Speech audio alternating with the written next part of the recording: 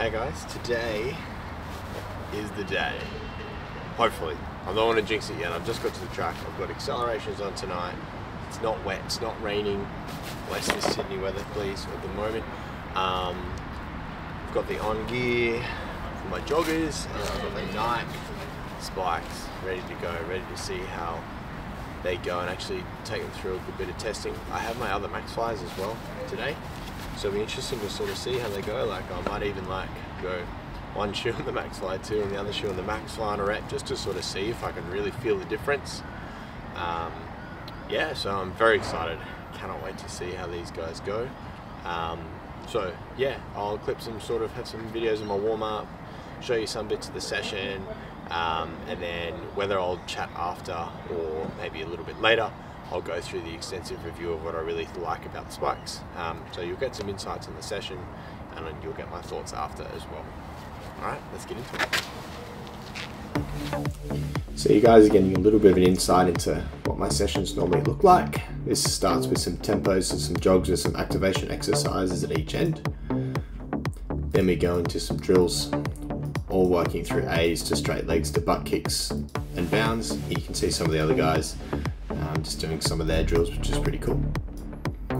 And then now we're into the session. So I had throws up first. Med ball throws, overhead, backwards and forwards, working on power. This was supersetted with some bounds and jumps and skips. You'll see that a little bit later. And then here I got the spikes on before I sprinted some unassisted 30s, and we did some sled and rope runs. Having that little bit of weight there helps pull you back and makes you work a little bit harder and get your positions better there as well. And now the spikes are on. I really like the first impressions, how they felt. Feels like you can really tie them up nice and tight around your shoe, around your foot.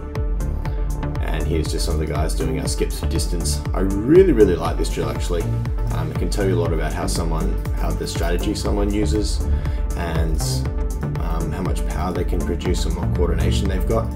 Forces the leg to swing through, forces the leg to replace its position really quickly. See, I'm a little bit all over the place there, but yeah, no, definitely goals to get this a lot better and improve the distance between the two legs there. And yeah, here's the last little run, 30 meters nice and fast.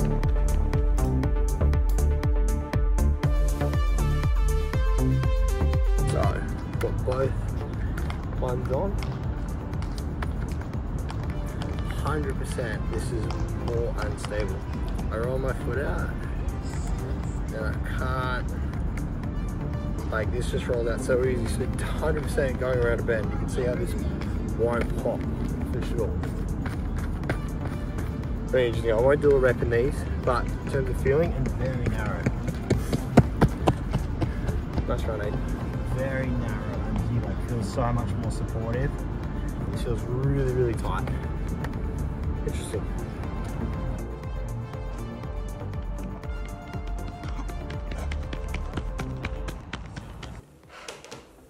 Alright, so what's the review? What's the verdict, you ask?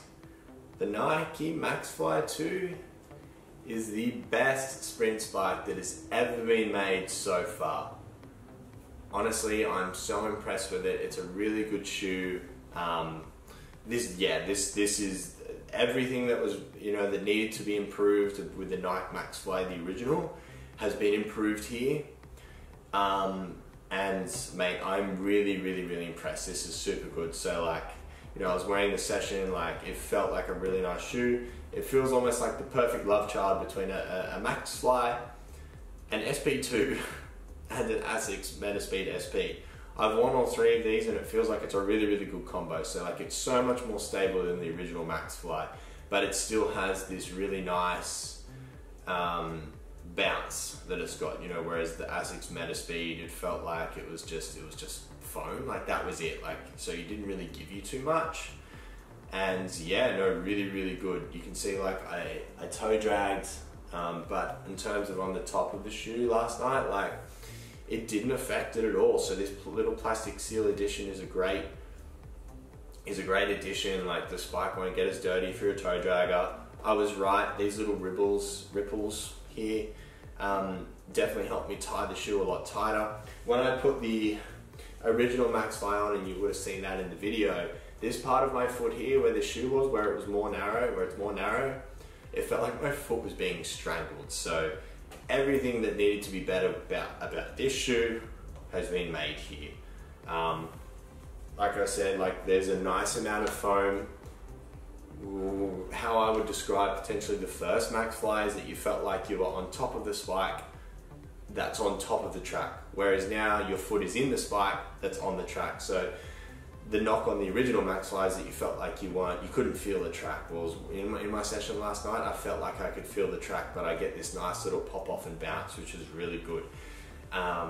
It is 100% more stable, so it didn't roll out. I'll be confident this being a lot better on the bends.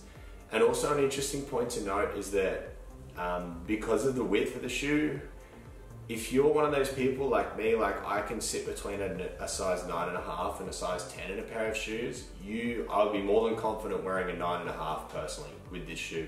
So if you're one of those people as well, you could probably go down half a size. If you've got a really wide foot, just go to the original, go your normal size.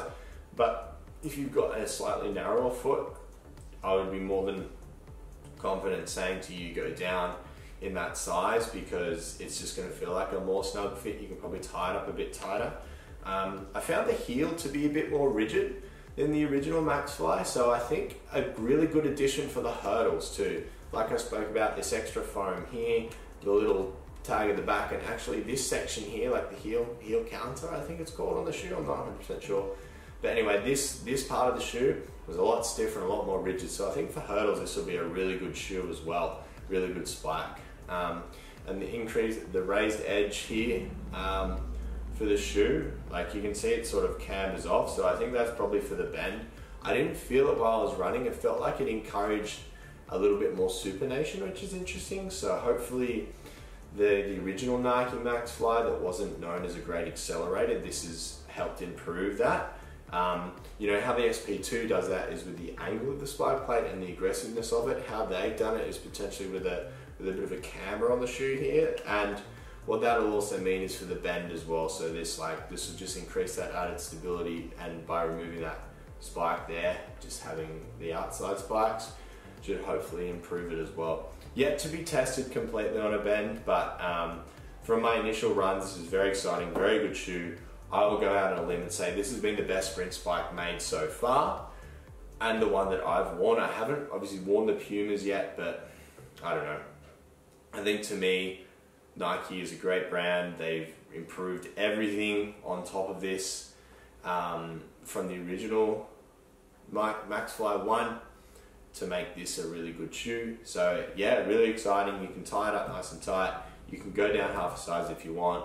All these little additions are really nice, and yeah, that's my review. Watch the reaction video if you want to get any more thoughts on it, if you're hungry for more, but I think this is the one. This shoe is really good. I would go out and I'd buy another pair.